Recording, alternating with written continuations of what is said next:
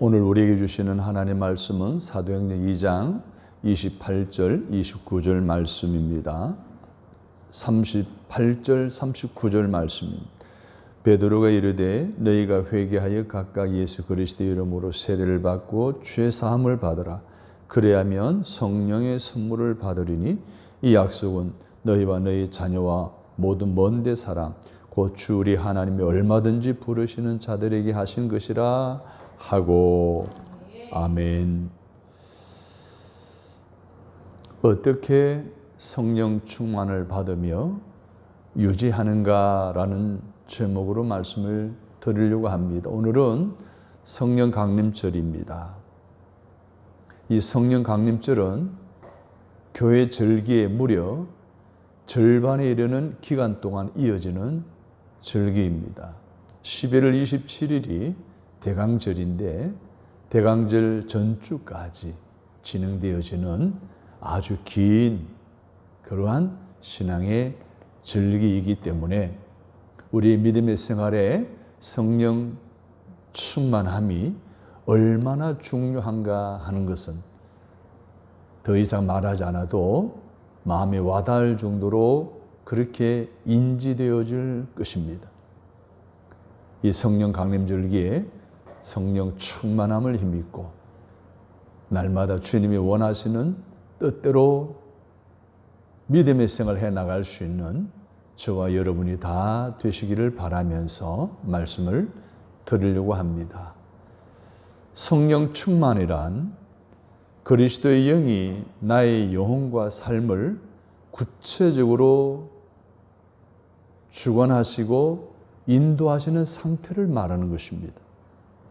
즉 성령 충만이란 내가 성령 안에 깊이 잠기는 것을 의미합니다. 그래서 우리는 성령 충만을 또 다른 말로 성령 세례라고 합니다. 세례라고 하는 것은 물에 잠기는 것이죠. 또 어떤 것에 몰입된 상태를 말하기도 합니다. 그래서 우리가 성령 세례, 성령 충만은 거듭날 때 받기도 하지만 우리가 믿음의 생활을 지속적으로 감당해 나아갈 때에 성령에 의해 세례되어지는 경험을 말하는 것입니다. 그러면 하나님 왜 우리에게 이런 성령 충만함을 허락해 주셨을까요?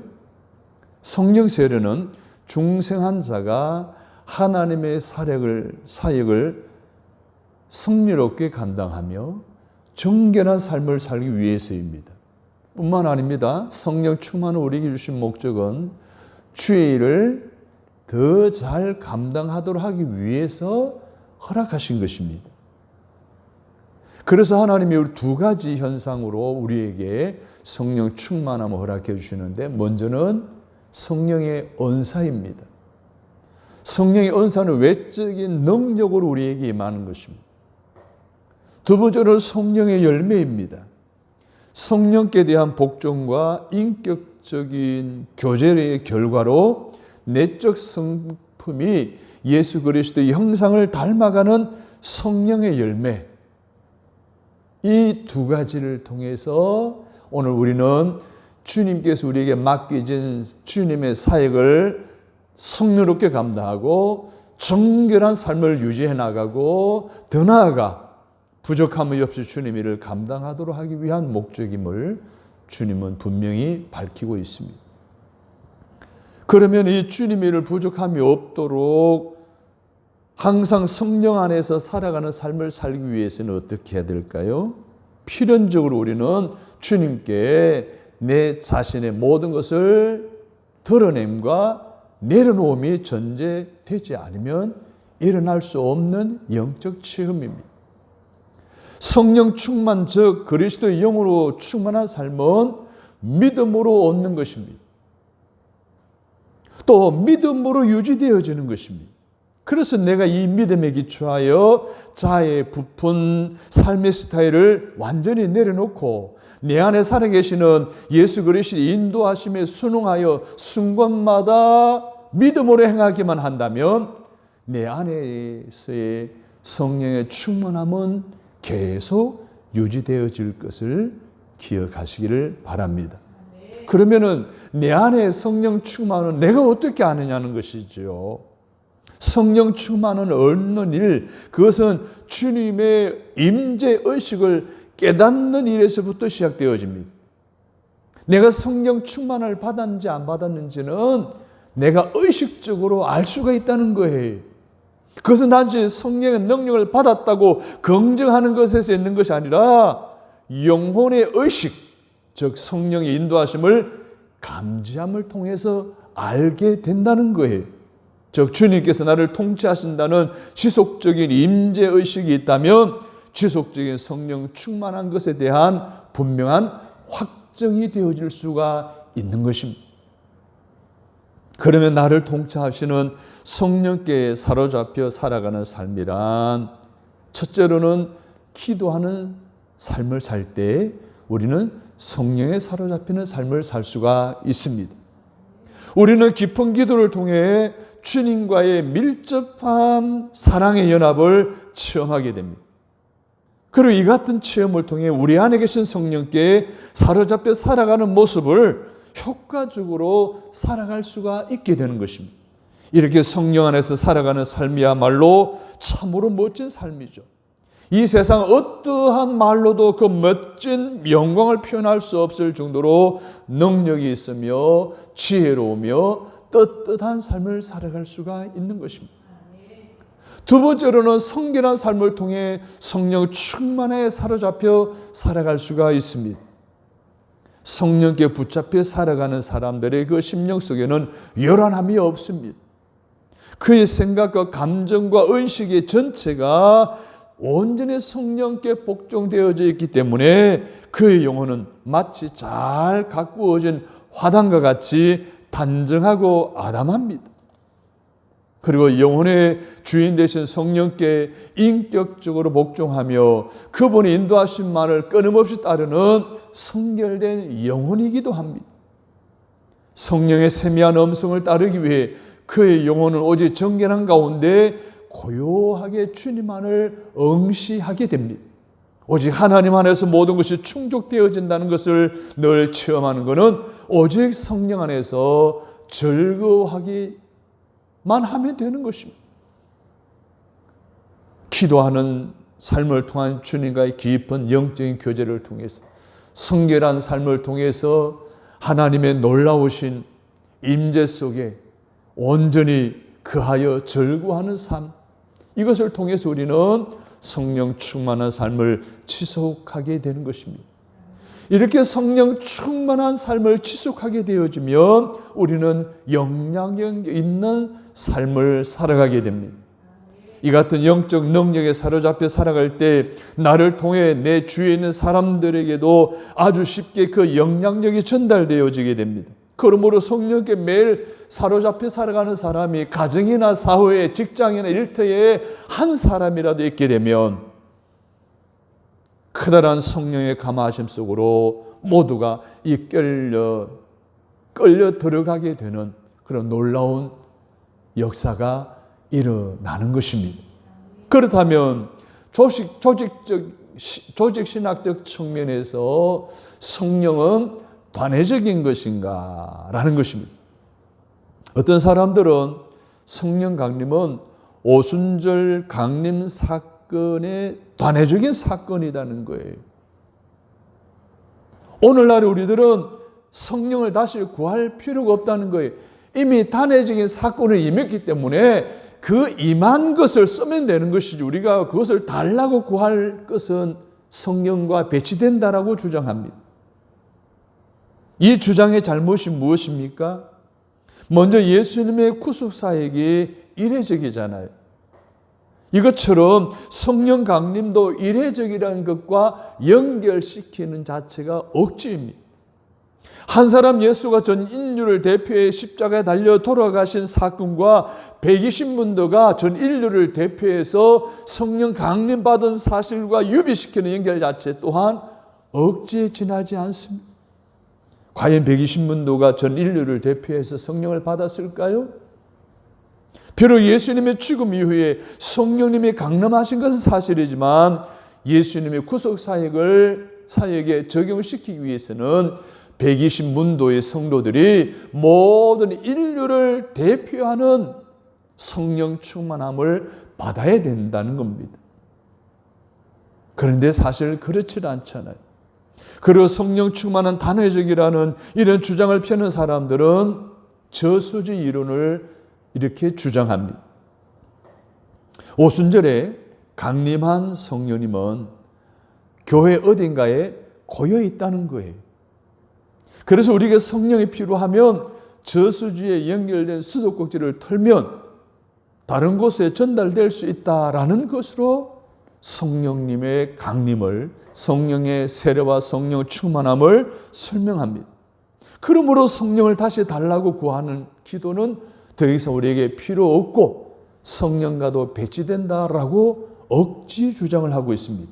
그런데 이들이 주장하는 성령님이 고여 있는 저수지가 어디에 있는지는 밝히지를 못하고 있습니다. 교회에 있는데 감리교회에 있는지, 순복음교회에 있는지, 성결교회에 있는지, 장로교회에 있는지를 밝히지 못하고 더 이상 설명을 못합니다. 성령은 한번 강림하여 어디에 있는지도 모르는 저수지에 고여 있는 것이 아닙니다. 성령님은 영원토록 성부와 성자에게서 나시는 겁니다. 지금도 계속해서 나시는 거예요. 요한복음 15장 26절에 내가 아버지께로부터 너에게 보낼 보혜사 곧 아버지께로부터 나오시는 진리의 성령 오실 때에 아버지께로부터 나오시는 성령이라고 말하고 있습니다. 갈라디아서 4장 6절에서는 너희가 아들임으로 하나님이 그 아들의 영을 우리 마음 가운데 보내사 그 아들의 영을 우리 마음 가운데 보내시는 분은 아버지 하나님이심을 말하고 있습니다. 그래서 성령의 피조물인 교회가 우리에게 성령을 나누어 주는 것이 아니라 성천하신 예수님이 하늘 아버지에게서 받아서 오순절뿐만 아니라 지금도 우리에게 부어주시는 줄로 믿으시기 바랍니다. 성령이 굳이 어디에 저장되어 있다라고 주장한다면 그것은 바로 하나님에게 저장되어 있는 거예요. 할렐루야. 사도행전 2장 33절에 이렇게 증명합니다. 하나님이 오른손으로 예수를 높이심에 그가 약속하신 성령을 아버지께 받아서 너희 보고 듣는 이것을 부어주셨느니라. 할렐루야. 보혜사 성령님이 오늘 우리 가운데 임하신 것은 부활 성전하신 예수님께서 아버지에게 올라가셔서 아버지께로부터 받은 것을 우리에게 보내신 바로 그 성령님이 오늘 우리 가운데 충만할 때 그것이 성령 세례이고 성령 충만한 것인 줄로 믿습니다. 그러면은 실천 신학적인 면에서 어떻게 성령 충만을 받을 수 있는가? 성령은 하나님께서 선자에게 주시는 선물입니다. 사도행전 2장 38절 39절 오늘 본문에 보면 베드로가 가로되 너희가 회개하여 각각 예수 그리스도의 이름으로 세례를 받고 죄 사함을 얻어라. 그래야면 성령을 뭘로 받으리니? 선물로 받으리니라고 했습니다. 성령은 하나님이 주시는 선물이에요. 선물은 주시는 사람에게 달려 있어요. 그래서 하나님이 주권적으로 주시는 줄로 믿습니다.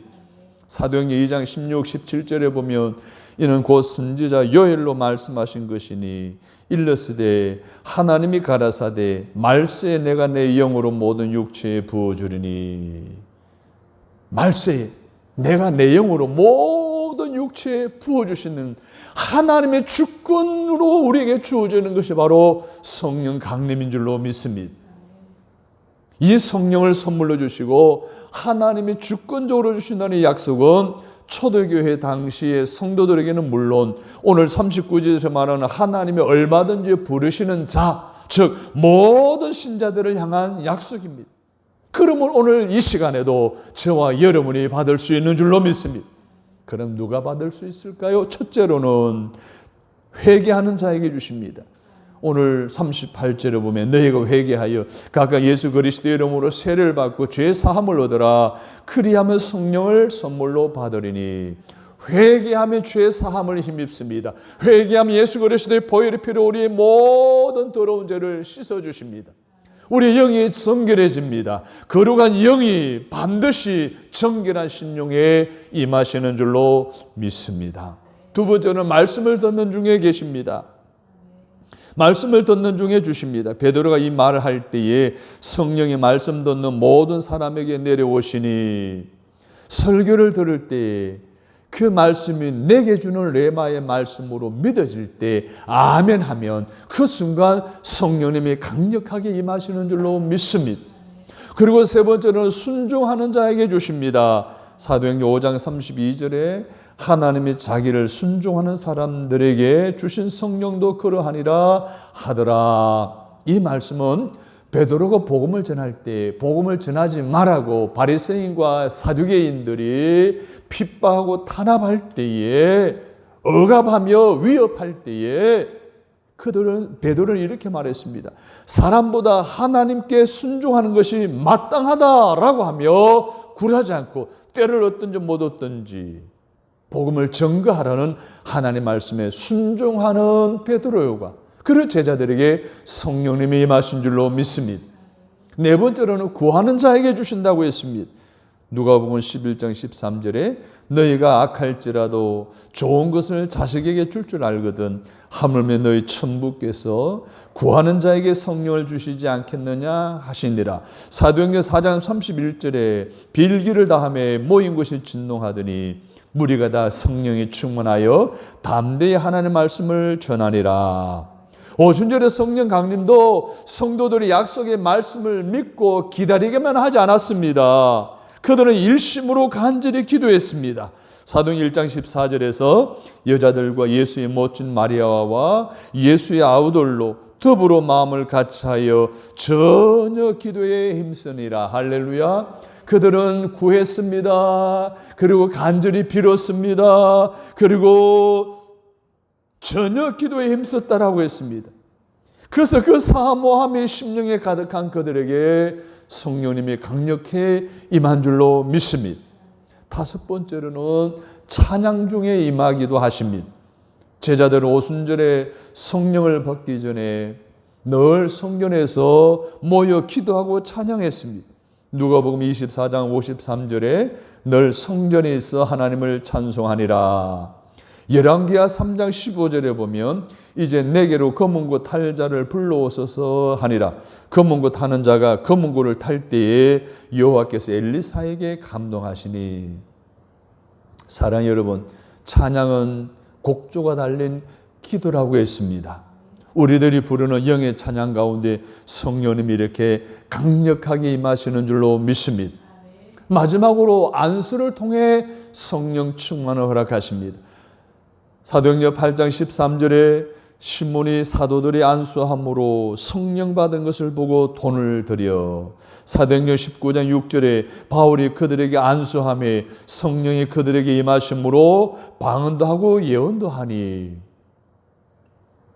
사도들을 통해 안수받을 때에 성령님을 사모하며 강력한 임재를 통해 성령의 이끌림을 받을 수 있는 은혜가 있음을 믿으시고 그러한 은혜 체험을 사모하시기를 주님의 이름으로 축복합니다. 그리고 마지막으로 성령 충만함과 우리의 삶은 아주 밀접한 상관관계에 설정되어져 있습니다. 성령을 한 번 받는 것도 중요하지만 그 한 번 받은 성령을 계속 유지하는 것 굉장히 중요합니다. 성막 성전 시대에 성령의 불을 받는 것 너무 중요했습니다. 그러나 더 중요한 것은 그 제단에 붙은 불을 끄지 말라라고 하셨습니다. 그 불이 꺼지지 않도록 노력해야 된다는 겁니다. 예수님이 내린 성령은 어떻게 했어요? 떠나지 않고 계속 머물러 계셨다라고 요한복음 1장 32절에 이렇게 말했습니다. 성령이 비둘기같이 하늘로서 내려와서 그의 위에 머물렀더라. 오늘 이 시간 말씀을 듣는 가운데, 찬양하는 가운데, 기도하는 가운데, 사모하는 가운데, 순종하는 가운데 성령의 강령이 임하실 때에 그 임하신 성령님을 계속 유지해 나가 머물러 있게 하는 은혜 가운데 거하는 저와 여러분이 되시기를 바랍니다. 성령이 내 속에 계속해서 떠나지 않고 머무르게 하는 것이 너무나 중요하기에 우리는 다음과 같은 내용대로 힘써 노력하여 성령에 사로잡힌 삶을 살아서 주님의 거룩한 사역에 귀하게 쓰임받게 되기를 주님의 이름으로 축복합니다. 먼저 죄를 지으면 성령님이 근심하십니다. 심령으로 새롭게 되어 하나님의 의를 쫓는 새 사람의 성품이 아니라 썩어져가는 구습을 쫓는 옛 사람의 성품대로 행하면 성령님이 근심하신다고 에베소 4장 22절에 32절에 다음과 같이 말씀하셨습니다. 너희는 유혹의 욕심을 따라 썩어져가는 구습을 따르는 옛 사람을 벗어버리고 오직 너희의 심령이 새롭게 되어 하나님을 따라 의와 진리의 거룩함으로 지으심을 받은 새 사람을 입으라. 그런즉 거짓을 버리고 분을 내지 말고 도둑질하지 말고 더러운 말을 하지 말고 하나님의 성령을 근심하게 하지 말고 악독과 노함과 분냄과 떠드는 것과 비방하는 것 모든 악의와 함께 버려라 라고 말하고 있습니다. 죄를 지으면 성령님이 근심하십니다. 에베소 4장에 나오는 이 여러 가지 다양한 죄의 종류를 내 안에서 버리시는 결단하는 저와 여러분이 되시기를 바랍니다. 두 번째로 세상과 짝하는 생활할 때 성령님이 시기하십니다. 야고보 4장 4절에 5절에 보면 가늠하는 여자들이여 세상에 복된 것이 하나님의 원수임을 알지 못하느뇨? 그런즉 누구든지 세상과 벗이 되고자 하는 자는 스스로 하나님과 원수되게 하는 것이니라. 너희가 하나님 우리 속에 거하게 하신 성령이 시기하시기까지 사모한다 하신 말씀을 헛된 줄로 생각하느뇨? 여러분, 오늘 우리가 한 발은 세상에 한 발은 교회에 놓고 살아가는 그러한 삶이어야 하는데 아예 주일 예배 마치면 한 주간 동안 세상과 짝하여 살아갈 때 성령님은 우리를 시기하십니다. 죄와 가까이 함으로 성령을 검증케 하는 삶이나 세상과 짝하는 삶을 통해서 성령님을 시기하게 하면 성령 우리 가운데 머물지 않습니다. 성령 우리를 사로잡지를 못하십니다. 결국은 하나님의 뜻대로 살지 못하고 주의 영광을 드러내지 못하는 삶을 살 수밖에 없습니다. 사랑하는 성도 여러분, 성령을 근심케 하지 않기를 바랍니다. 성령님을 시기하지 않게 하시기를 바랍니다. 그리고 성령님을 인정하시기를 바랍니다. 성령님을 인정하지 않으면 성령님은 소멸된다라고 데살로니가전서 5장 19절에 말했습니다. 성령을 소멸치 말며, 성령을 소멸한다는 말은 불이 꺼지듯이 능력이 사라지는 것을 말합니다. 많은 사람들이요, 이런저런 잘못된 신학 때문에 또 사람들의 의식하는 것 때문에 성령님의 능력을 담대하게 사용하지 못하여 소멸시키는 경우들이 많습니다. 이미 성령님의 강력히 임했는데 이 성령님을, 내 안에 계시는 성령을 인정하지 않으므로 그분을 더 불릴 때 일어나게 하지 않으므로 소멸되게 하는 어리석음에 빠지지 않고 끊임없이 내 안에 계시는, 내 주에 계시는 성령님을 인정하셔서 그 성령님이 더 불릴 때 일어나게 하는 삶을 통해 주의 영광을 드러내는 저와 여러분의 삶이 되시기를 주님의 이름으로 축복합니다. 그리고 계속해서 죄악된 삶을 살면 성령님은 떠나시기 때문에 우리는 죄악된 삶을 벗어나야 됩니다. 사무엘상 16장 14절에서 여호와의 신이 사울에게서 떠나고 여호와의 부리신 악신이 그를 범내게 한지라. 죄악된 삶을 살아가는 사울에게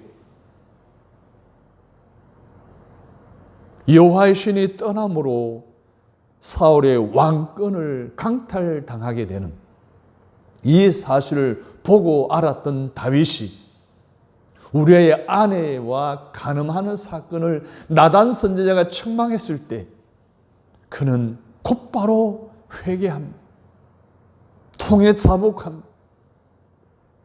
죄악된 삶을 단절시킵니다.